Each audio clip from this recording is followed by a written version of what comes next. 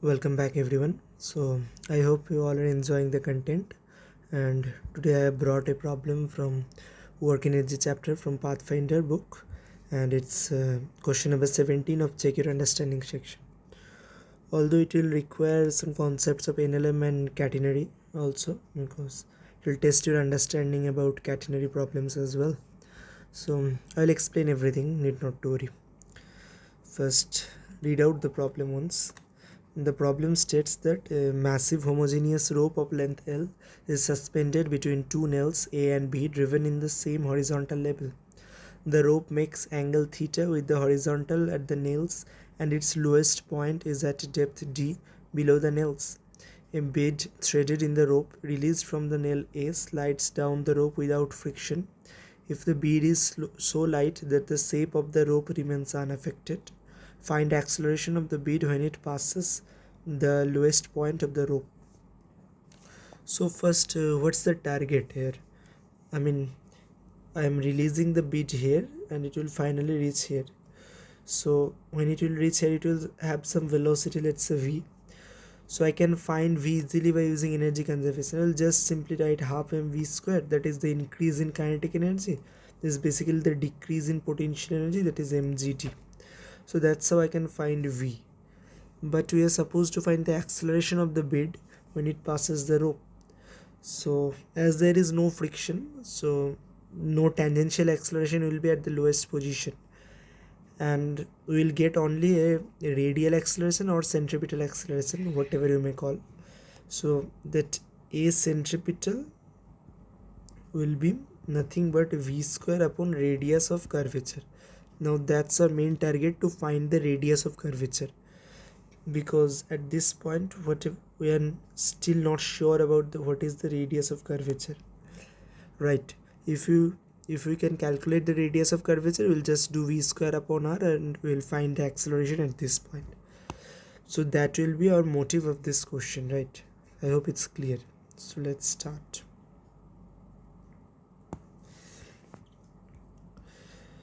So I'm just taking a small arc length at this bottommost point. I mean only this part. I'm, let's say, zooming this part and showing you here, right?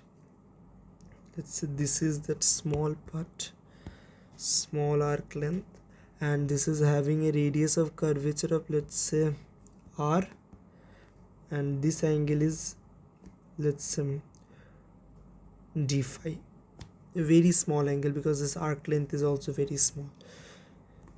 So I'll just write the free body, I'll just draw the free body diagram of this part. So let's say T naught is the tension at the bottom, and one thing you must understand, that for catenaries, as there is weight in the chain or rope, whatever you call, the tension at every point will not be same. Generally we take a massless rope and we call the tension at every point is same, but in case of catenary it will not be the same, right? Because you can clearly understand that if you take this rope and let's say you are analyzing FBD of this part, and if you are analyzing FBD of the total path, the forces will be different. I mean the weight of the chain will also change, so the tension will also change. There are lots of questions regarding catenary, I guess, in Pathfinder, so I'll try to bring those also in future videos.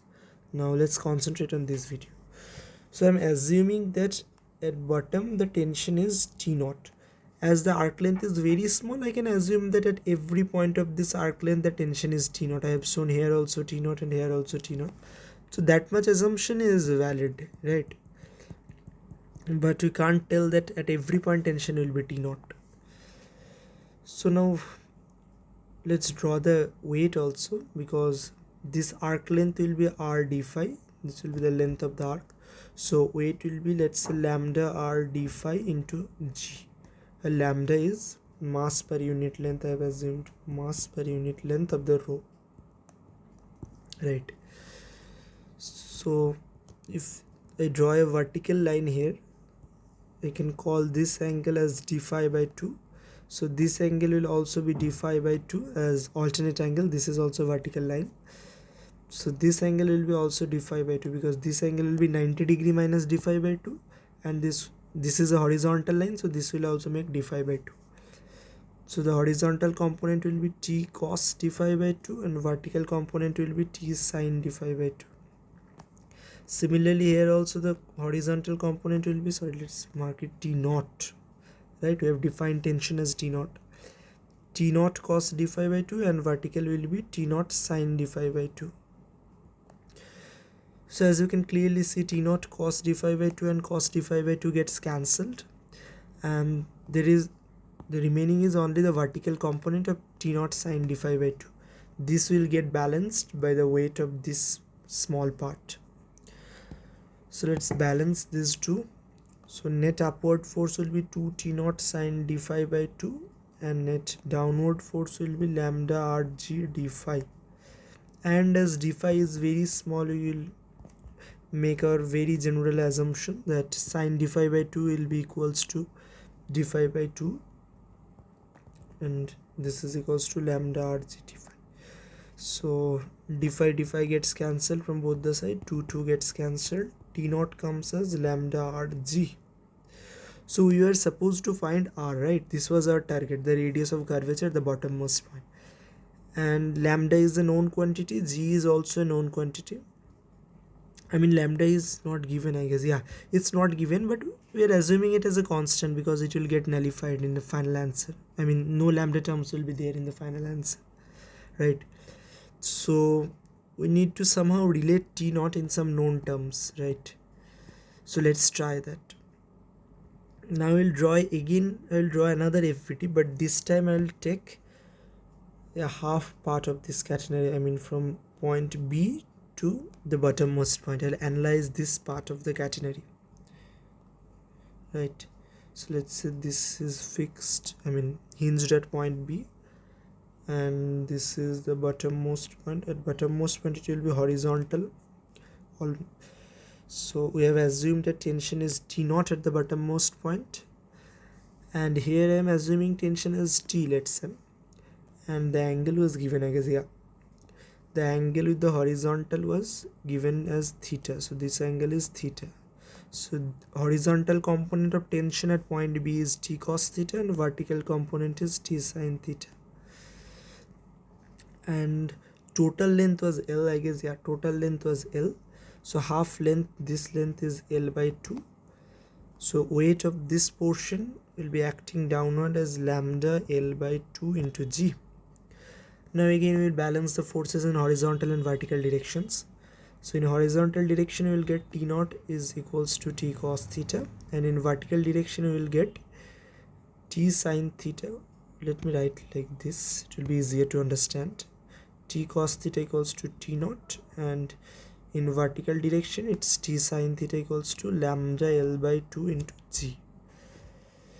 So let's call this as equation 1 and this is equation 2, and then we will divide equation 1 by equation 2, as we are trying to get rid of T, right? T is an unknown quantity and we are trying to find T naught in some known quantities, and we will substitute the T naught value here.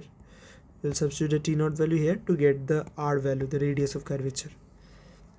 So if we divide 1 by 2, we'll get cot theta equals to 2 T naught upon lambda L G, or you can call T naught as lambda L G cot theta upon 2. So this is the T naught value. So we'll just put this T naught value here, right? So this was an important equation and this one as well.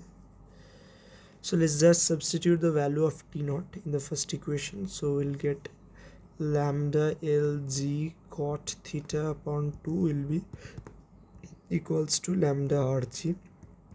Lambda and G gets cancelled from both the sides. So R comes out as L cot theta upon 2, right? So we are almost done with the question, because that's our target, to find out the radius of curvature at the bottommost point.